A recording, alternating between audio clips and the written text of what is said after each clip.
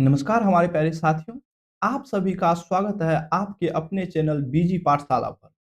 साथियों, इस वीडियो में हम आखिरी युद्ध सीरीज का जो अगला प्रैक्टिस सेट नंबर 5 है उसका डिस्कशन करने वाले हैं साथियों, जो कि आपके आगामी जो रेलवे एनटीपीसी का एग्जाम है उसके लिए बहुत ही हेल्पफुल रहने वाला है।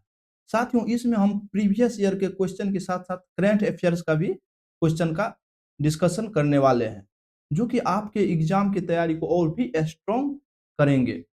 प्लीज़ साथियों, आप अपने जितने भी साथी रेलवे एनटीपीसी का तैयारी कर रहे हैं और अदर भी किसी भी एग्जाम का तैयारी कर रहे हैं, उससे भी इस वीडियो को शेयर कर दीजिए ताकि वो भी इनसे लाभ उठा सके।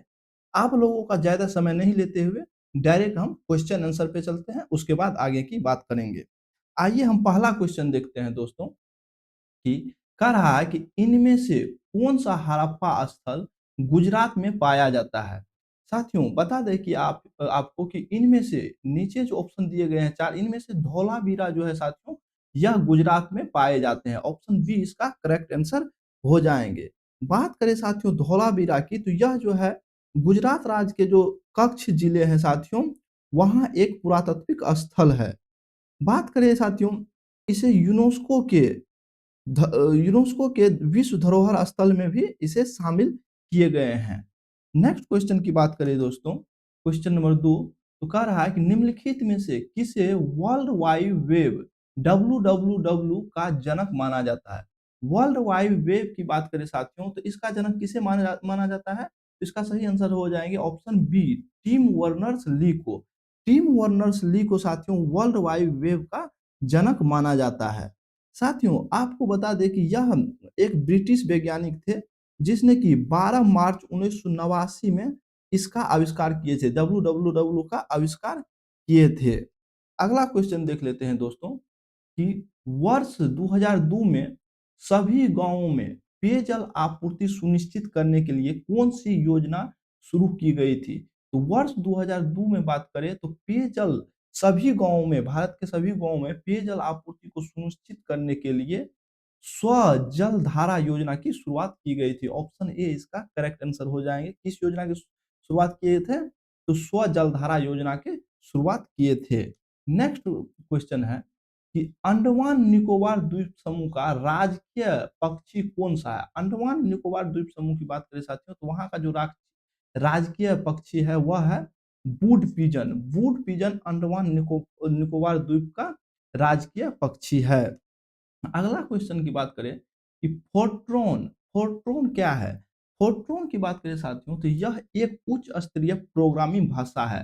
फोर्ट्रॉन क्या है? यह एक उच्च स्तरीय प्रोग्रामिंग भाषा है। ऑप्शन बी इसका करेक्ट आंसर हो जाएँगे। फोर्ट्रॉन की विकास की बात करें साथियों, तो इसका विकास 1957 में जे.डब्ल्यू. बेकस के प्रस्ताव पर आईबीएम द्वारा किए गए थे। अगला क्वेश्चन है दोस्तों कि किसने महात्मा गांधी को भिखारी के लिबास में एक महान आत्मा कहा था?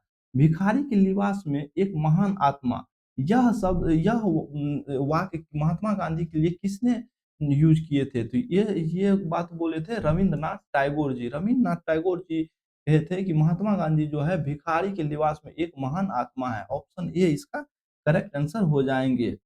अगला क्वेश्चन है कि डैश को मानव उपयोगकर्ता और कंप्यूटर हार्डवेयर के बीच एक इंटरफेस के रूप में जाना जाता है। बता दें साथियों कि ऑपरेटिंग सिस्टम को मानव उपयोगकर्ता और कंप्यूटर हार्डवेयर के बीच इंटरफेस के रूप में जाना जाता है। ऑप्शन सी इसका करेक्ट आंसर हो जाएंगे।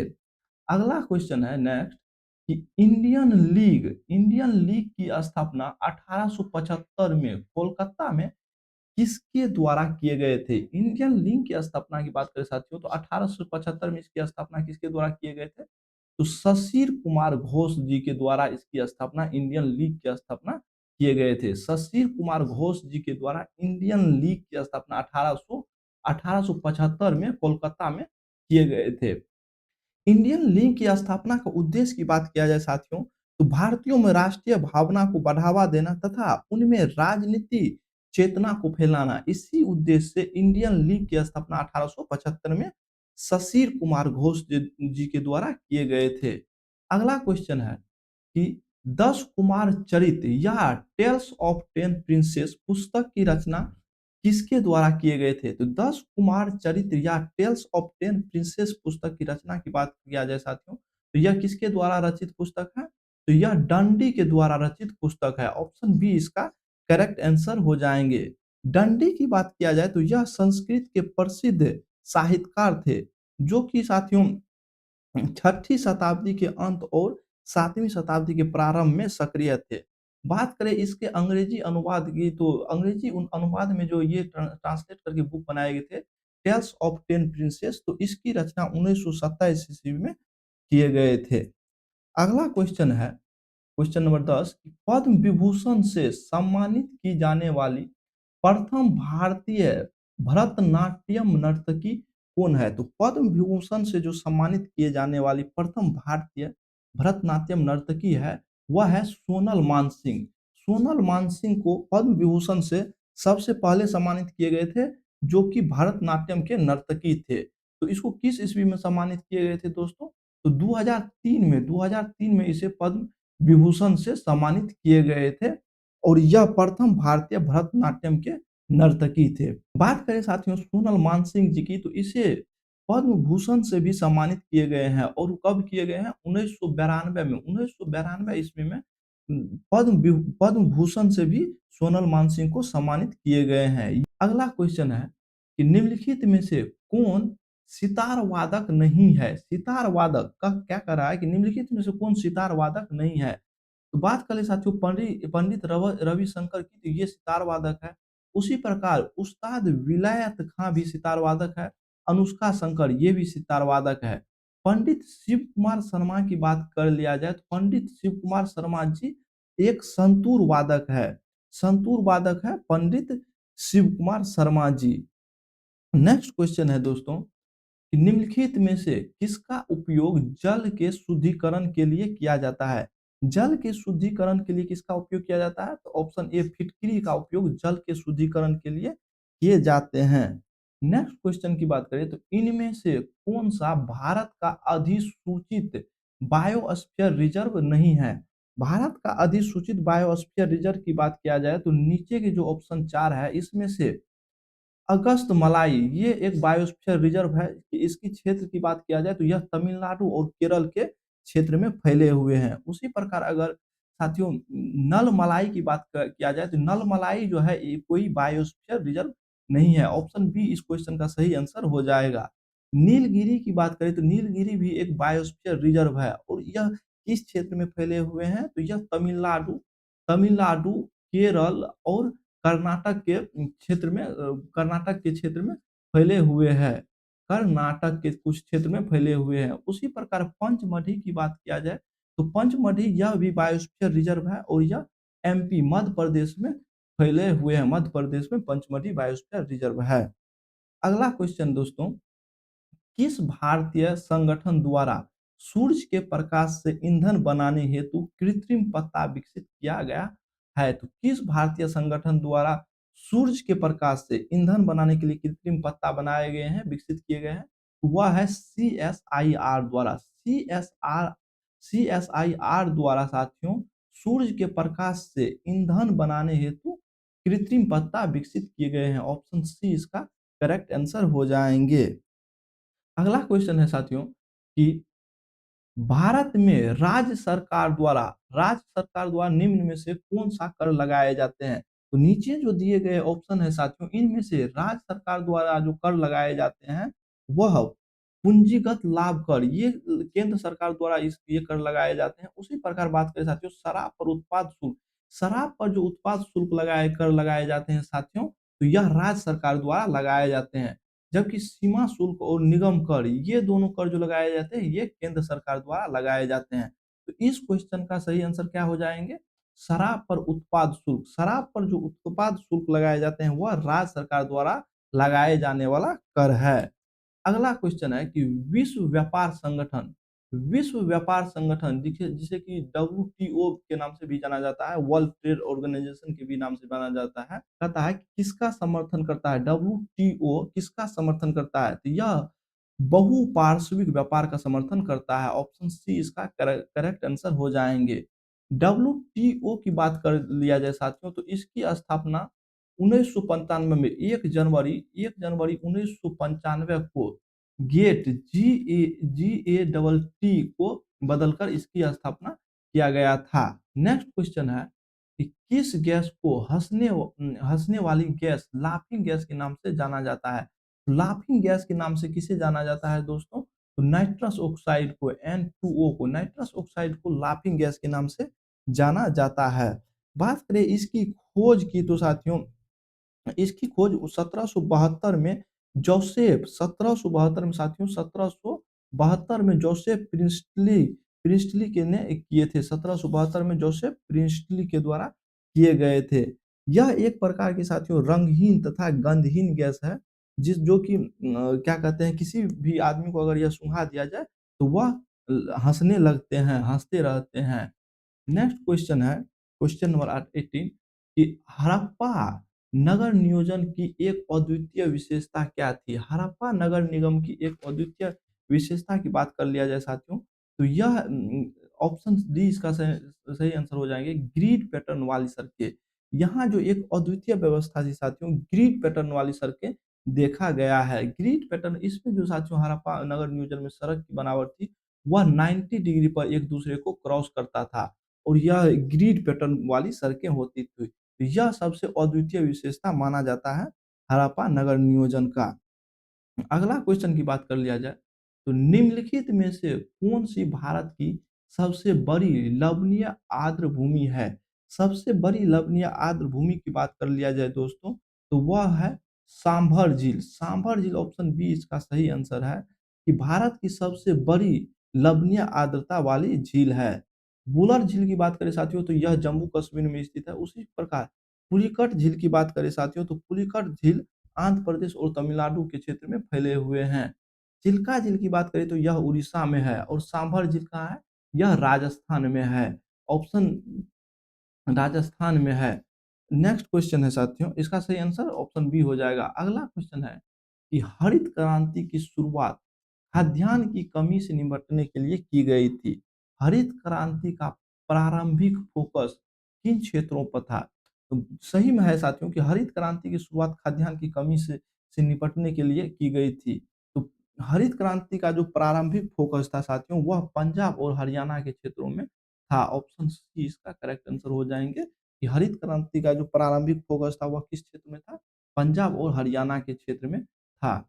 बात करें कि हरित क्रांति के जनक किसे भारत में माना जाता है? तो हरित क्रांति का जो जनक भारत में माना जाता है, डॉक्टर एम.एस. स्वामीनाथन को माना जाता है। विश्व लेवल पर बात करें हरित क्रांति के जनक की, तो साथियों नॉर्मन ई बॉरलॉग को विश्व स्तर पर हरित क्रांति के जनक के रूप में जाने जाते हैं।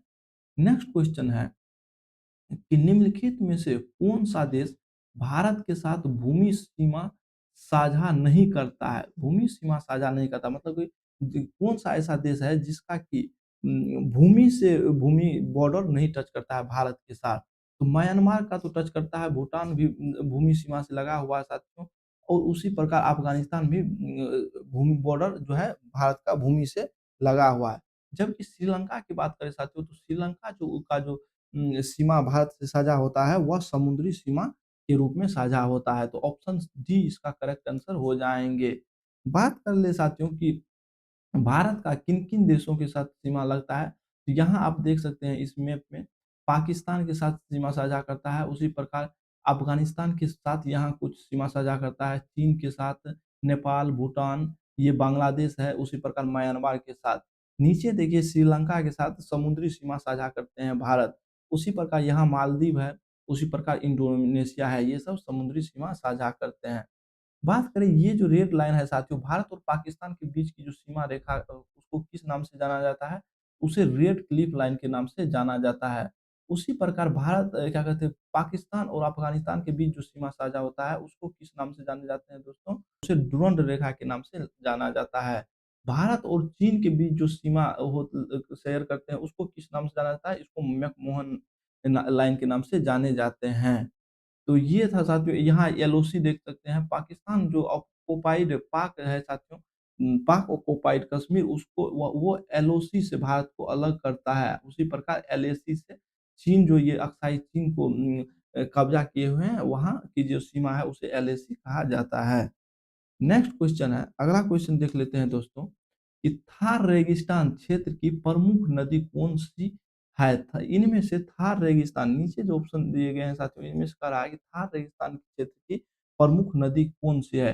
तो ये जो लूनी नदी है साथियों, लूनी नदी थार रेगिस्तान क्षेत्र की प्रमुख नदी में से एक है। ऑप्शन बी इसका करेक्ट आंसर हो जाएंगे कि लूनी नदी जो है साथियों वह थार रेगिस्तान क्षेत्र की प्रमुख नदियों में से एक है। उसी प्रकार घग्गर की यमुना की बात करें साथियों, तो यमुना का उद्गम स्थल क्या है? आप लोग बताइए कि यमुना का उद्गम स्थल, तो आपको बता दें साथियों यमुना का उद्गम स्थल जो है यमुनोत्री, यमुनोत्री हिमनद जो कि उत्तराखंड से निकलती है। उसी प्रकार लूनी नदी का उद्गम स्थल की बात कर लिया जाए साथियों, तो इसका उद्गम स्थल अरावली पर्वत है जो कि अजमेर राजस्थान में स्थित है। घग्गर की बात करें साथियों, घग्गर का उद्गम स्थल की बात कर लिया जाए तो यह शिवालिक की जो पहाड़ी है हिमाचल प्रदेश में, वहां से यह घग्गर नदी निकलती है। अगला क्वेश्चन है कि 1610 में डचों ने निम्नलिखित में से किस स्थान पर एक कारखाना स्थापित किया था? तो 1610 ईस्वी में डचों ने निम्नलिखित में से किस स्थान पर एक एक कारखाना स्थापित किया था, जो कि बाद में कोरोमंडल क्षेत्र के लिए डच निदेशालय का मुख्यालय बन गया? तो इसका सही आंसर हो जाएगा पुलिकट, ऑप्शन ए इसका करेक्ट आंसर हो जाएंगे। डचों के द्वारा यहाँ पे अपना निदेशालय खोले गए थे। अगला क्वेश्चन है कि सहकारी समिति कोऑपरेटिव सोसाइटी के बोर्ड में सेवारत निर्वाचित सदस्यों का कार्यकाल कितना वर्ष का होता है? तो इनका जो कार्यकाल होता है वह 5 साल के लिए होता है। ऑप्शन सी करेक्ट आंसर हो जाएंगे। नेक्स्ट क्वेश्चन है कि पुस्तक I am a soldier wife, I am a soldier wife निम्नलिखित में से किसके द्वारा लिखी गई है?